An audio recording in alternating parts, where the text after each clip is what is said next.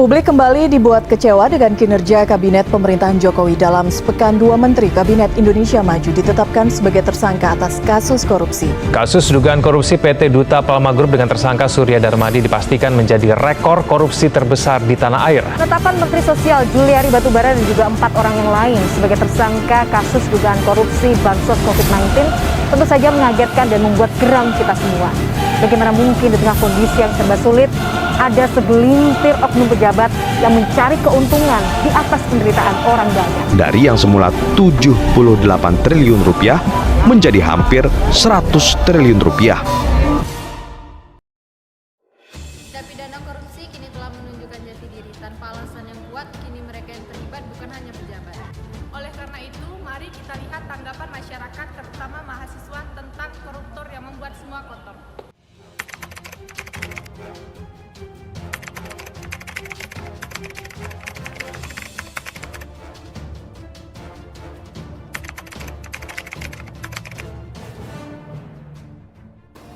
Korupsi adalah tindakan pidana yang merugikan negara, baik itu untuk kepentingan pribadi maupun kelompok. Korupsi ini bisa dikatakan sebagai kejahatan extraordinary crime, ya, kejahatan luar biasa karena dia dampaknya luas, berdampak pada orang banyak. Kalau menurut saya, korupsi itu merupakan penggelapan dana, penyalahgunaan dana demi kepentingan pribadi.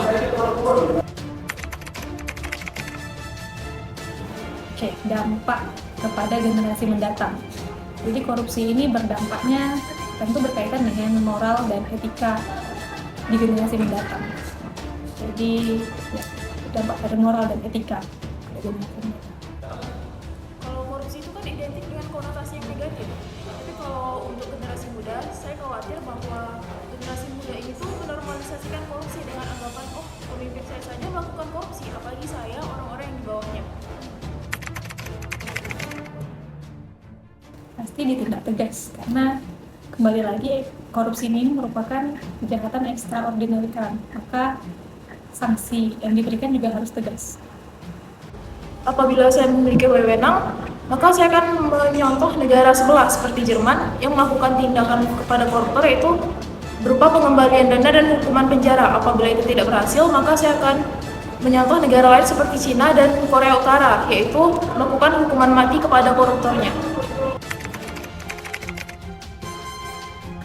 Pesan kepada pemerintah terkait korupsi. Yang pertama, tegakkan hukum seadil-adilnya. Yang kedua, tidak pandang bulu.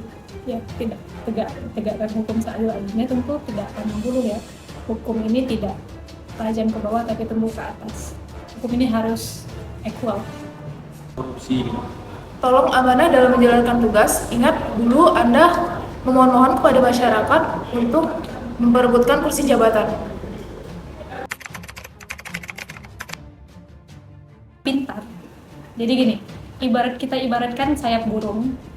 Sebelah kanan itu kejujuran, sebelah kiri itu orang pintar. Artinya apa? Kejujuran tanpa orang pintar, tanpa kejujuran dia akan membinasakan. Orang jujur dengan tanpa kepintaran tidak bermanfaat. Maka jujur dan pintar ini harus balance, harus seimbang untuk membangun, untuk menjadi bermanfaat dan untuk bermanfaat untuk orang banyak. Oke, baik. Selalu tanamkan sikap jujur dalam hal sekecil apapun. Segitu saja. Yap, benar. Kini korupsi kian sudah menjadi dengan dalih yang tak terbatasi.